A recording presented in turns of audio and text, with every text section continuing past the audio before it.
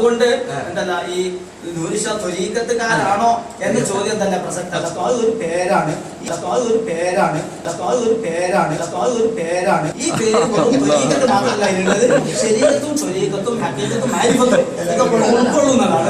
അതെല്ലാത്തിനും കൂടി ഉൾക്കൊള്ളുന്ന ഒരു കണ്ണേടി ഇത് മനസ്സിലാക്കണം. ശരിക്കും ഇത് യാഥാർത്ഥ്യം പറഞ്ഞത് ഉൾക്കൊള്ളുന്നതിന്റെ പേരാണ്. പേരുമ്മ അടിച്ചു തൂങ്ങണയിൽ ഒരു പ്രസക്തി ഇല്ല. പേരെന്തെങ്കിലും സാധാരണ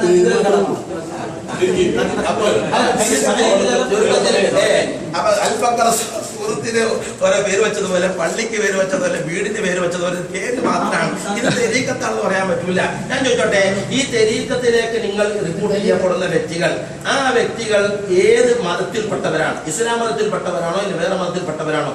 ഇസ്ലാം മതത്തിൽപ്പെട്ടവരാണെങ്കിൽ അവർ ശരീരത്തനുസരിച്ച് ജീവിക്കുന്നവരല്ലേ? അവരെ പിന്നെ പുതുതായിട്ട് കൊണ്ടുവന്നൊരു ശരീരത്തിലാക്കണമെന്ന് പറഞ്ഞാൽ മനസ്സിലായിട്ടില്ല. ഒരു കുളത്തിൽ കിടക്കുന്ന ഒരു വ്യക്തി വീണ്ടും കുളത്തിലേക്ക് എന്ത് ചെയ്യുക, ഇറങ്ങാൻ വന്ന് വേറൊരു കുളത്തിന്റെ അടിയിലുള്ളതുകൊണ്ടാ? അല്ലല്ലോ.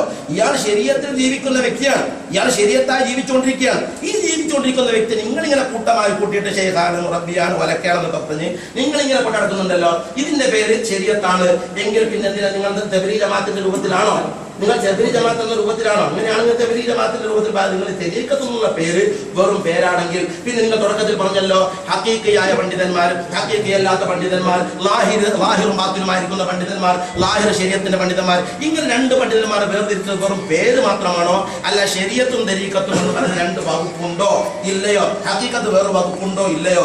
എല്ലാം കൂടെ ഒന്ന് തന്നെയാണ്. അല്ലാതെ തെരീഖത്തും വേറെ വകുപ്പൊന്നുമില്ല. ഞങ്ങൾ യഥാർത്ഥത്തിൽ നൂർ ഷാ ശരീഅത്താണ്, നൂർ ഷാ തെരീഖത്തല്ല.